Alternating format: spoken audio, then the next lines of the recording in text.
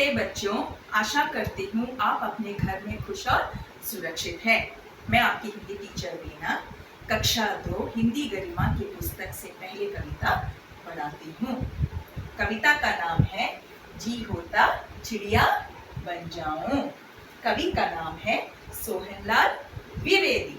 सोहनलाल द्विवेदी 21 फरवरी 1906 उत्तर प्रदेश के बिंडकी गांव में जन्म हुआ था। He was born on 22 February 1906 in the name of a village called Bindaki, which is located in Uttar Pradesh. बच्चों, कविता में जाने से पहले मैं मानव और चिड़ियों के गुणों के अंतर के बारे में कुछ बताना चाहती हूँ। चिड़ियों को चोंच होती है जो मानव में नहीं दिखते। चिड़ियों को पर होती है ताकि वो आसमान में उड़ सके, लेकिन मानव को पर है नहीं। लेकिन मानव में एक गुण है जो चिड़िया में नहीं है। वो क्या है? मानव अपनी भावनाओं को बोलकर प्रकट करते हैं। जैसे अगर उनके मन में कुछ प्रयास हो या तकलीफें हो, वो दूसरों को बोलकर अपनी तकलीफ दूर करते हैं, जो चिड़िया नहीं कर सकते। चिड़िया सवेरे होते ही अपने चहक चहकते आवाजों से लोगों को, संसार को उठाते हैं। लेकिन मानव जैसे सवेरे होते ही छोटे बच्चों से लेकर बड़ों तक, छोटे बच्चे अपने स्कूल में जाने की तैयारियां करते हैं, मानव ऑफिस या दफ्तर में जाने की तैयारियों में जुटे रहते हैं।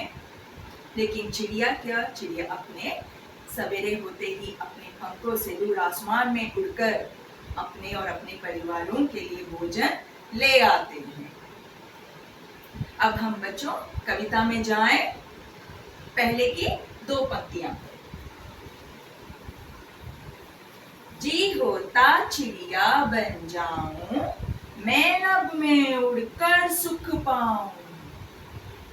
इस पंक्तियों में कवि ये कहते हैं कि कवि काश चिड़िया बने और दूर आसमान में उड़कर अपने जीवन को सुख पाए। इन 2 पंक्तियों में ये कवि कहते हैं कि कवि एक चिड़िया की तरह आसमान में उड़कर, स्वतंत्रता से उड़कर अपने जीवन को सुख पाना चाहते हैं। जी होता चिड़िया बन जाऊं, मैं नभ में उड़कर सुख पाऊं। ये हो गई पहली की 2 लाइनें। अब हम दूसरे पंक्तियों में जाएंगे। मैं फुदक फुदक कर डाली पर, फुदक फुदक, फुदक फुदक फुदक कर मतलब टू स्किप। मैं फुदक फुदक कर डाली पर, डोलू तरु की हरियाली पर, फिर मैं कुतर कुतर कर फल खाऊं, जी होता चिड़िया बन जाऊं। कवि ये कहता है कि जैसे हर चिड़िया एक डाली से दूसरे डाली पर जाते हैं, उसी तरह कवि भी उन चिड़ियों की तरह चिड़िया बनकर एक डाली से दूसरे डाली पर उड़कर बैठना चाहते हैं। डोलू तरु की हरियाली पर, तरु की मतलब वृक्ष, हरियाली वृक्ष पर बैठकर वो ढोलना चाहता है। डोलू मतलब कि नाचना। फिर कुतर कुतर कर फल खाऊं, जैसे सब चिड़िया अपने फलों को अपनी चोंचों से छोटे छोटे टुकड़े कर कर फल को खाते हैं, उसी तरह कवि भी चिड़िया बनकर उनके तरह छोटे छोटे टुकड़े कर कर फल खाना चाहते हैं। जी होता चिड़िया बन जाऊं। कवि कहते हैं काश मैं एक चिड़िया बन पाता। बच्चों, पहले के 2 पंक्तियां दोहराएं। जी होता चिड़िया बन जाऊं, मैं नभ में उड़कर सुख पाऊं, मैं फुदक फुदक कर डाली पर, डोलू तरु की हरियाली पर, फिर कुतर कुतर कर फल खाऊं, जी होता चिड़िया बन जाऊं। अब हम अगले पंक्तियों में जाएंगे। तीसरे पंक्तियां ये कहती है, जंगल जंगल में उड़ विचरूं, पर्वत घाटी की सैर करूं, सब जग को देखूं इठलाऊं, जी होता चिड़िया बन जाऊं। कवि ये कहना चाहता है जंगल जंगल में उड़ विचरूं, वो जंगल जंगल में उड़कर सारे जंगल को घूमना चाहता है। पर्वत घाटी की सैर करूं, जहां पर्वत और घाटी हो वहां पूरे पर्वत और घाटी की सैर करना चाहता है, जैसे दूसरे चिड़िया उड़कर पूरे सैर करते हो। सब जग को देखूं इटलाऊं, कवि ये कहते हैं कि वह चिड़िया बनकर सारे संसार सारे जग को देखकर वो झूमना चाहता है। इटलाऊं का मतलब झूमना। हम इंग्लिश में कहते हैं उन्हें डांसिंग। सब जग को देखूं इटलाऊं, जी होता चिड़िया बन जाऊं। सब संसार को देखकर मन प्रसन्न होकर वो झूमना चाहता है। जी होता चिड़िया बन जाऊं, काश मैं भी उन चिड़ियों के तरह एक चिड़िया बन पाता। बच्चों, अब हम पहले की 3 पंक्तियां पढ़ चुके हैं। पहले 3 पंक्तियां दोहराएं।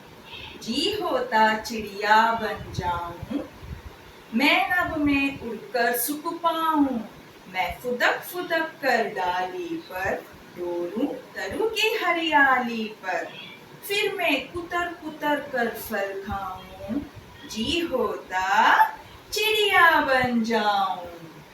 जंगल जंगल में उड़ विचरूं, पर्वत घाटी की सैर करूं, सब जग को देखूं इटलाऊं, जी होता चिड़िया बन जाऊं। अब हम लास्ट पंक्तियां पढ़ाती हूँ। चौथा पंक्तियां है, कितना स्वतंत्र इनका जीवन, इनको ना कहीं कोई बंधन, मैं भी इनका जीवन पाऊं, जी होता चिड़िया बन जाऊं। कवि ये कहता है कितना स्वतंत्र है इनका जीवन।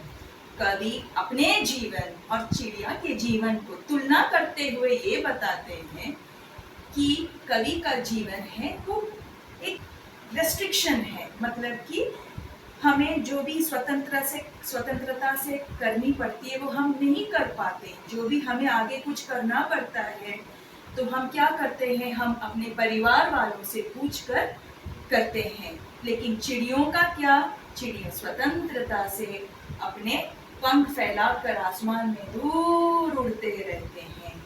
उनको ना कोई बोलने वाला है ना कोई रोकने वाला है, वो कहीं भी जा सकते हैं। मैं भी इनका जीवन पाऊं, कवि कहता है काश मैं भी इनके जीवन के तरह मैं भी जी लूं, जी होता चिड़िया बन जाऊं। लास्ट पंक्ति वापस और एक बार हम बोलेंगे।